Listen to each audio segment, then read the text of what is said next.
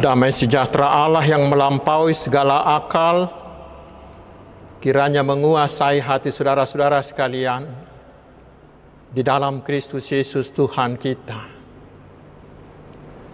Amin. Selamat hari Minggu, saudaraku. Selamat hari Minggu. Kita terus berdoa agar Tuhan memberikan kekuatan bagi saudara-saudara kita yang telah ditinggal oleh kekasih-kekasih hati kita, terutama yang ditinggal karena COVID-19. Kita terus berdoa agar Tuhan segera menghapuskan COVID-19 ini dari atas bumi. Namun demikian kita harus tetap kuat, harus tetap semangat, dan tetap konsisten, taat, menaati protokol kesehatan. Karena itu di minggu akhir tahun gerejawi ini Tuhan akan menyapa kita untuk menguatkan hati kita dengan firman Tuhan dari Injil Matius pasal 25 ayat 31 hingga ayat 46. Apabila Anak Manusia datang dalam kemuliaannya dan semua malaikat bersama-sama dengan Dia, maka Ia akan bersemayam di atas tahta kemuliaannya. Lalu semua bangsa akan dikumpulkan di hadapannya, dan Ia akan memisahkan mereka seorang daripada seorang, sama seperti gembala memisahkan domba dari kambing. Dan Ia akan menempatkan domba-domba di sebelah kanannya dan kambing-kambing di sebelah kirinya.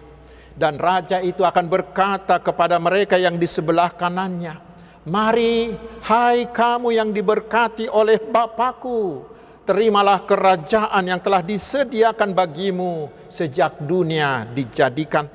Sebab ketika aku lapar, kamu memberi aku makan. Ketika aku haus, kamu memberi aku minum. Ketika aku seorang asing, kamu memberi aku tumpangan. Ketika aku telanjang, kamu memberi aku pakaian. Ketika aku sakit, kamu melawat aku. Ketika aku di dalam penjara, kamu mengunjungi aku." Maka orang-orang benar itu akan menjawab Dia, katanya, "Tuhan, bila manakah kami melihat Engkau lapar dan kami memberi Engkau makan, atau haus dan kami memberi Engkau minum? Bila manakah kami melihat Engkau sebagai orang asing dan kami memberi Engkau tumpangan, atau telanjang dan kami memberi Engkau pakaian? Bila manakah kami melihat Engkau sakit atau dalam penjara dan kami mengunjungi Engkau?" Dan Raja itu akan menjawab mereka, "Aku berkata kepadamu, sesungguhnya segala sesuatu yang kamu lakukan untuk salah seorang dari saudaraku yang paling hina ini, kamu telah melakukannya untuk aku." Dan Ia akan berkata juga kepada mereka yang di sebelah kirinya, "Enyahlah dari hadapanku, hai kamu orang-orang terkutuk. Enyahlah ke dalam api kekal yang telah sedia untuk iblis dan malaikat-malaikatnya. Sebab ketika aku lapar, kamu tidak memberi aku makan. Ketika aku haus, kamu tidak memberi aku minum. Ketika aku seorang asing, kamu tidak memberi aku tumpangan. Ketika aku telanjang, kamu tidak memberi aku pakaian. Ketika aku sakit dalam penjara dan dalam penjara, kamu tidak melawat aku." Lalu mereka pun akan menjawab Dia, katanya, "Tuhan, bila manakah kami melihat Engkau lapar atau haus, atau sebagai orang asing, atau telanjang, atau sakit, atau dalam penjara, dan kami tidak melayani Engkau?"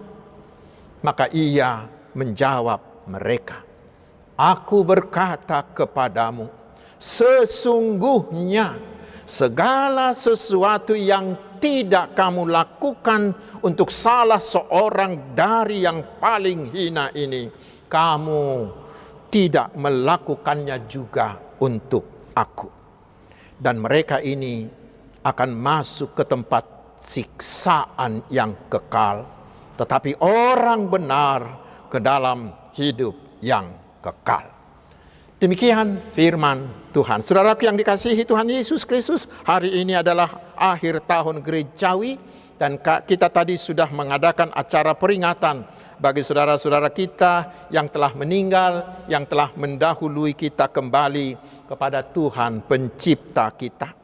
Akhir tahun gerejawi ini mengingatkan kita, memento mori, ingatlah akan hari kematianmu, ingat hari hamamatem.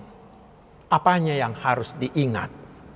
Bukan mengingat tanggalnya, tetapi persiapkanlah dirimu akan hari kematianmu. Pertanyaannya, apa yang harus dipersiapkan? Apakah persiapan untuk saat kematian kita? Ada orang yang begitu telaten mempersiapkan hari kematiannya. Misalnya dia membeli asuransi agar ada biaya hidup dari keluarga yang ditinggalkannya. Ada juga orang yang sudah membeli tanah pekuburannya, misalkan di San Diego Hills. Yang lain mempersiapkan tabaknya seperti orang Batak.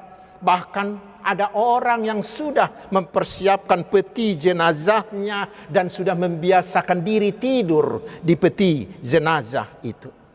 Yang lain ada yang membuat pesan-pesan kepada keturunannya.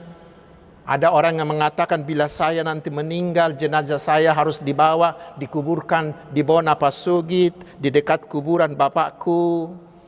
Atau dikatakan kepada keturunannya, doan notu tulangmi, katakan kepada tulangmu, kepada hula-hulai, tidak usah bikin adat yang besar, katakan di lain waktu saja, di hari-hari sukacita kami akan pasangapon menghormati tulang dan hula-hula. Yang lain mempersiapkan diri dengan membuat wasiat pembagian harta. Dan memang ini sangat perlu, karena tidak sedikit anak-anak yang berantem, yang berperkara, bahkan ada yang saling membunuh untuk berebut warisan yang ditinggalkan oleh orang tuanya. Dan banyak lagi persiapan dilakukan orang untuk hari kematiannya. Saudaraku, persiapan seperti itukah yang dimaksud oleh memento mori ini? Memang semuanya itu perlu. Tetapi sama sekali bukan itu yang diminta oleh Tuhan untuk kita persiapkan. Lalu apa? Saudaraku, mari kita sebentar bernyanyi. Ya, Bukwede nomor 520. Pasti semua kita hafal dengan lagu ini. Saya mulai anak kecil sudah diajarkan dengan lagu ini. Bukwede 520.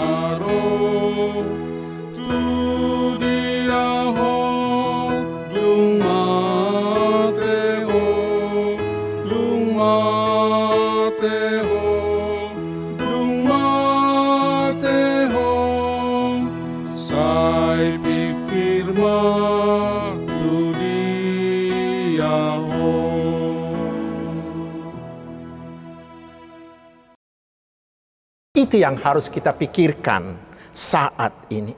Semua persiapan yang kita sebutkan tadi itu hanyalah sampai di kuburan saja. Dan setelah kita dikuburkan, kita kembali menjadi tanah. Lalu bagaimana? Sampai di situkah tujuan hidup kita? Ola ni ido sita-sita ni rohata aguju haci nai. Sangat menyedihkan bila cita-cita atau tujuan kita hanya sampai di kuburan, hanya sampai menjadi tanah saja. Sayang sekali semua yang kita lakukan sepanjang hidup ini. Lalu apa dan bagaimana, saudaraku? Itulah yang diingatkan oleh akhir tahun gerejawi dan peringatan bagi orang-orang yang meninggal hari ini bagi kita. Pertama, kita diyakinkan bahwa sudah tersedia bagi kita hidup yang baru sesudah kematian kita di dunia ini.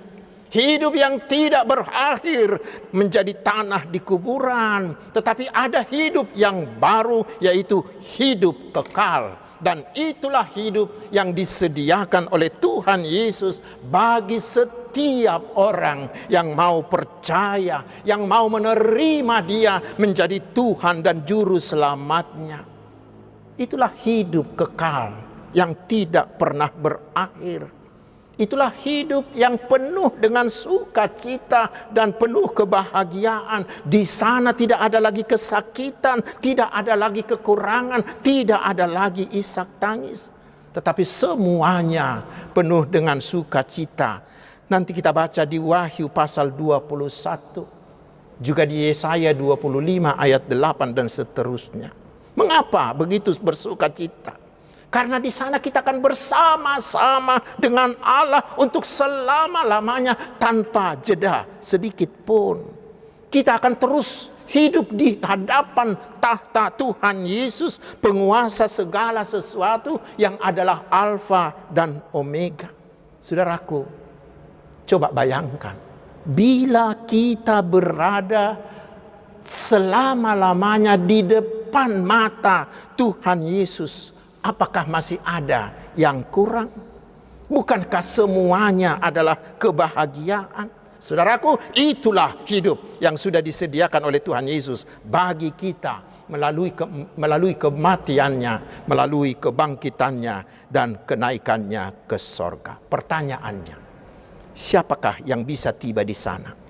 Siapakah yang akan memperoleh semua kebahagiaan itu?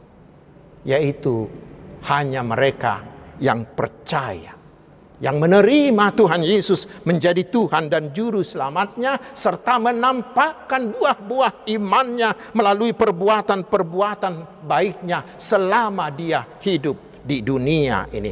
Hanya mereka. Tangan untuk menerima semua kebahagiaan kekal itu hanya satu, yaitu iman kepada Tuhan Yesus Kristus. Tetapi saudaraku, sebaliknya telah tersedia juga kematian kekal, yaitu tempat di mana sama sekali tidak ada Allah di sana. Tetapi yang ada di sana hanyalah si iblis, si setan. Orang-orang yang tinggal di sana akan bersama-sama setiap saat selama-lamanya dengan iblis, dengan setan. Dan tempat mereka adalah di dalam lautan api yang menyala-nyala dan belerang. Wahyu 21 ayat 8. Dan mereka akan disiksa siang dan malam. Wahyu 20 ayat 10. Sangat-sangat mengerikan. Itulah neraka kekal. Lalu kapankah itu terjadi, saudaraku? Itulah hal kedua yang diberitakan oleh minggu akhir tahun gerejawi ini kepada kita. Bahwa semuanya itu akan terjadi pada saat kedatangan Tuhan Yesus yang kedua kalinya. Kapan itu? Tidak ada yang tahu. Karena Tuhan Yesus akan datang seperti pencuri tanpa pemberitahuan, tiba-tiba sekali. Tidak ada yang tahu kapan waktunya, kapan saatnya. Kita hanya diingatkan bahwa yang perlu kita lakukan sepanjang hidup ini adalah waspada.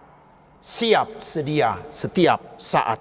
Karena setiap menit adalah hari kemungkinan kedatangan Yesus kedua kali.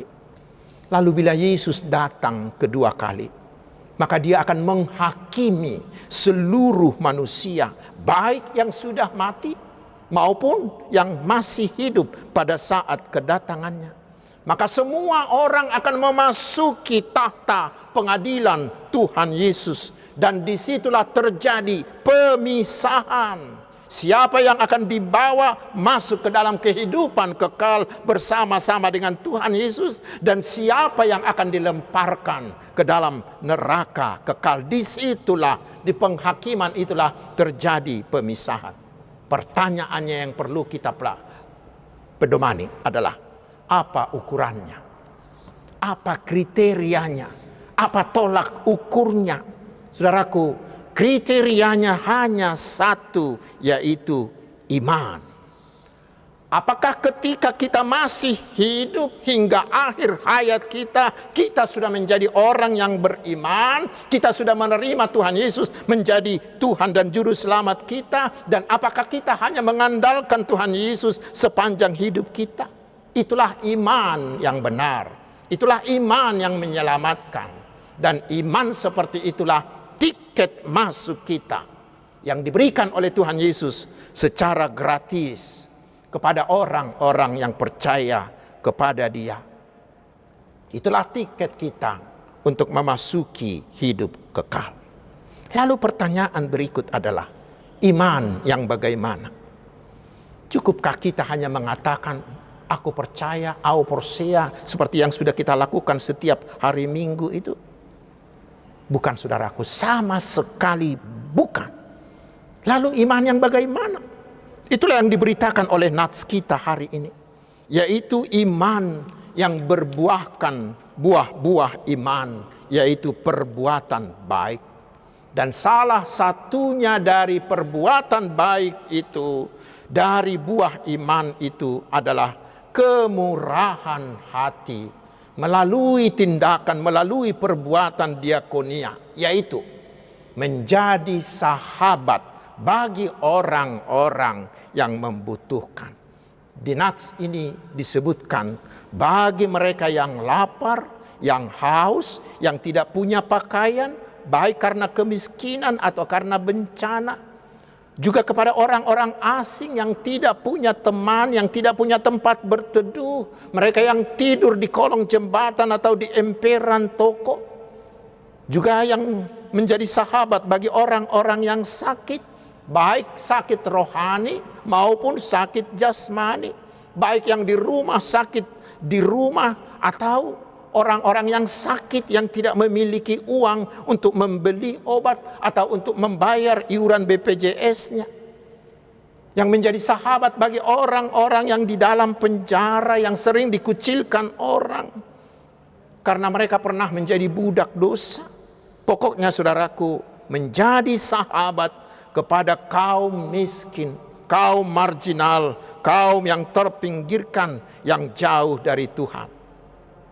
Karena itulah yang dilakukan oleh Tuhan kita Yesus Kristus, yaitu menjadi sahabat bagi mereka yang miskin, bagi mereka yang sakit, bagi mereka yang terpinggirkan. Dan puncaknya, Tuhan Yesus mau memberikan nyawanya sendiri untuk menyelamatkan kita, orang-orang berdosa ini. Itulah, saudaraku, yang harus kita teladani. Karena Tuhan Yesus di Lukas 6 ayat 36 mengatakan, hendaklah kamu murah hati sama seperti Bapamu adalah murah hati. Dan di khotbah di bukit, Tuhan Yesus di Matius 5 ayat 7 mengatakan, berbahagialah orang yang murah hatinya, karena mereka akan beroleh kemurahan. Semuanya itu kita lakukan, saudaraku, bukan supaya kita selamat, bukan. Semuanya itu kita lakukan bukan menjadi amal dan perbuatan yang menyelamatkan seperti yang dikatakan oleh aliran-aliran yang lain, bukan. Tetapi semuanya perbuatan baik, terutama kemurahan hati, itu kita lakukan sebagai bukti iman kita kepada Tuhan Yesus. Karena firman Tuhan di Yakobus 2 ayat 17 mengatakan, iman tanpa perbuatan adalah mati. Tetapi iman yang menyelamatkan adalah iman yang berbuah, yang nampak melalui perbuatan-perbuatan baik. Karena itu, saudaraku, di hari penghakiman kelak, kita tidak akan ditanya berapa besarkah gerejamu, berapa megahkah gedung pertemuanmu, berapa megahnya gedung gerejamu, berapa banyak uang sumbanganmu, berapa besar dana yang kamu kumpulkan di gerejamu, atau berapa hebatkah KKR-mu, berapa hebatkah perayaan-perayaan Natalmu, perayaan-perayaan gerejawimu, berapa hebatkah pesta jubileumu. Bukan, saudaraku.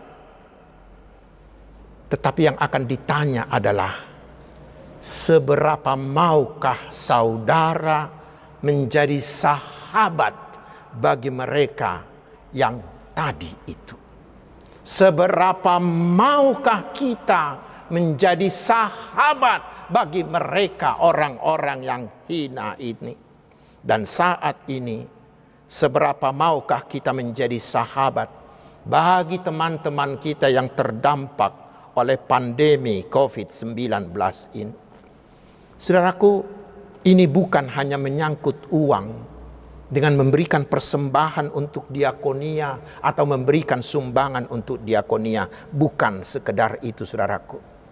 Tetapi yang Tuhan inginkan terutama adalah hati kita, adalah sikap kita, adalah karakter kita yang mau peduli, mau menjadi sahabat bagi mereka. Dan itulah yang dilakukan oleh yayasan kami ini. Yayasan Badan Kerjasama Marturia ini hampir setiap hari mereka melayani, kami melayani di penjara, di rumah-rumah tahanan di seluruh Jabodetabek ini. Melayani mereka yang mengalami gangguan jiwa, melayani mereka korban HIV, AIDS, melayani pasien-pasien di banyak rumah sakit di Jabodetabek ini dan lain-lain. Bukan karena kami tidak punya pekerjaan lain, bukan. Dada alana swadok karijunami, dada alana pengangguran kami, sama sekali bukan. Tetapi kami melakukan itu hanya untuk melakukan perintah Tuhan Yesus ini, supaya melalui semuanya itu semakin banyak orang yang merasakan kasih Tuhan Yesus. Dan saudaraku, mereka yang Tuhan Yesus sebutkan orang-orang yang hina ini, semuanya mereka ada di sekitar kita, dekat dengan rumah kita, dekat dengan gereja kita, dekat dengan tempat bekerja kita. Dan ingat, Tuhan sengaja menempatkan mereka di sekitar kita untuk menguji iman kita. Tuhan telah memberikan berkat-Nya bagi kita. Lalu sekarang kita ditanya, adakah hati kita yang terbuka untuk mau berbagi? Adakah hati kita yang terbuka untuk menjadi sahabat bagi mereka? Ingatlah saudaraku, semakin kita melakukannya, maka suara Tuhan Yesus akan semakin nyaring berkata kepada kita, "Mari hai kamu yang diberkati oleh Bapa-Ku, terimalah kerajaan yang telah disediakan bagimu sejak dunia ini dijadikan." Karena itu saudaraku, selamat menjadi sahabat bagi semua. Selamat berdiakonia. Selamat bermurah hati. Tuhan Yesus memberkati. Amin.